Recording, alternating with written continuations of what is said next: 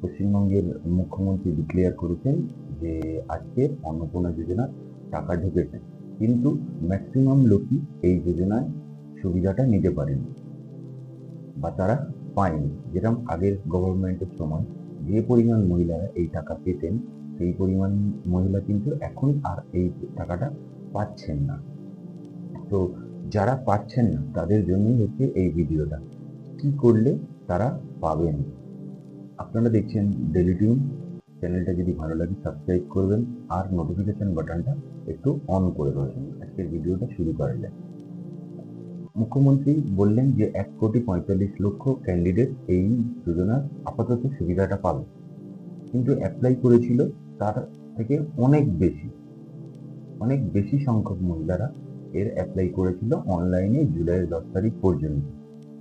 কিন্তু এখনো পর্যন্ত যেটা জানা যাচ্ছে যে 1,33,00,000 মতো মহিলা অ্যাকাউন্টে টাকা ঢুকে গেছে, কিছু অ্যাকাউন্ট হয়তো বাকি আছে, যেটা আর দুদিনের মধ্যেই হয়তো ঢুকে যাবে। কিন্তু যারা পাননি তারা কি করবেন? ইমিডিয়েট তাদের যেটা করণীয়, তারা বিজেপির মহিলা মোর্চার সঙ্গে যোগাযোগ করবে। এই মহিলা মোর্চা কি করবে? আপনাদের ফর্মটা যে নাম্বারটা সেটা দিয়ে তারা অ্যাপ্লাই করে দিলে সেইটা কিন্তু আবার স্ক্রুটনি হবে। মানে আপনি হয়তো অ্যাপ্লাই করেছেন, কিন্তু আপনার টাকাটা ঢোকেনি, কোনো না কোনো রিজনে টাকাটা ঢোকেনি, এটাও কিন্তু ঠিক, সেটা কোনো না কোনো রিজনে টাকাটা ঢোকেনি। হ্যাঁ, সেই রিজনটা তারা আবার দেখবে যে কি রিজনে টাকাটা ঢোকেনি। তারপরে আবার সেই ফর্মটাকে নতুনভাবে চেক করা হবে।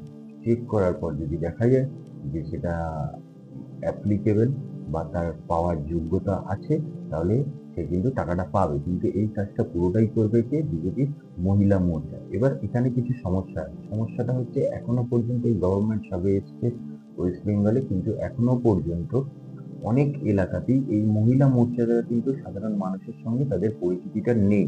তো সেই ক্ষেত্রে আপনি কি করবেন? সেই ক্ষেত্রে আপনার যেটা করণীয়, আপনার লোকাল যে বিজেপি প্রত্যেকটা এলাকাতেই প্রায় এখনো অল্প বিস্তর পার্টি অফিস খোলা আছে, সেই লোকাল পার্টি অফিসের সঙ্গে যোগাযোগ করবেন, বা আপনার অঞ্চলে যে বুথে যখন ভোট দিয়েছিলেন যে ছেলেটি বা যে মেয়েটি এজেন্ট হয়েছিল বিজেপি, তার সঙ্গে যোগাযোগ করবেন।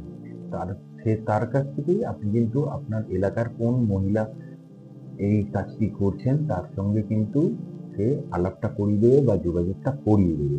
তো তার মারফতেই কিন্তু আপনাদের এই কাজটা করতে হবে।